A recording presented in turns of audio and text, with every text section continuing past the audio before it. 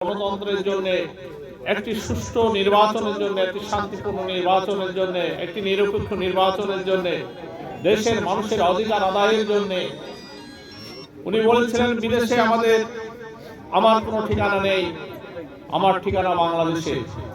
এই বাংলাদেশের মাটি ও মানুষ, এটাই আমার ঠিকানা। 111 সরকার তাকে ত্যাগে বাধ্য করার চেষ্টা করেছিল, তাকে অফার দিয়েছিল যে আপনি বিদেশে চলে যান, আপনার সকল মামলা আমরা তুলে নেব, আপনাকে জেলে রাখবো না, আপনি চলে যেতে পারবেন। উনি বলেছিলেন, আমার যত কষ্টই হোক, এদেশের মাটি ছেড়ে আমি কোথাও যাব না, বিদেশের মাটিতে আমার কোনো ঠিকানা নেই। সেই নেত্রীর অনুসারী আমরা, সেই বেগম খালেদা জিয়া। উনি বলেছিলেন, বিদেশে আমার বন্ধু আছে, কিন্তু সেই বন্ধুরা যদি আমার প্রভু হতে চায়, আমার দেশের প্রভু হতে চায়, তাহলে আমরা তা মেনে নেব। সেই নেত্রী, তার অনুসারী আমরা। যাই হোক, বক্তব্য দিয়ে আপনাদের সময় নষ্ট করবো না, শুধু এতটুকু বলবো, দেশ নেত্রী বেগম খালেদা জিয়ার যে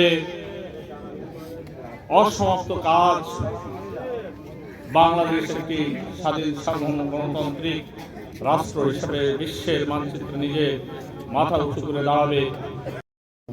রব্বুল আলামিন, তুমি আমাদের সকলকে কবুল আর মঞ্জুর করে নাও। রব্বুল আলামিন, যারা অসুস্থ, রব্বুল আলামিন, টাকার অভাবে যারা চিকিৎসা নিতে পারে না, হাসপাতালের বেডে বাড়ির বিছানায় যারা অসুস্থ অবস্থায় আছে, রব্বুল আলামিন, তুমি তাদেরকে আল্লাহ তুমি সুস্থ বানিয়ে দাও।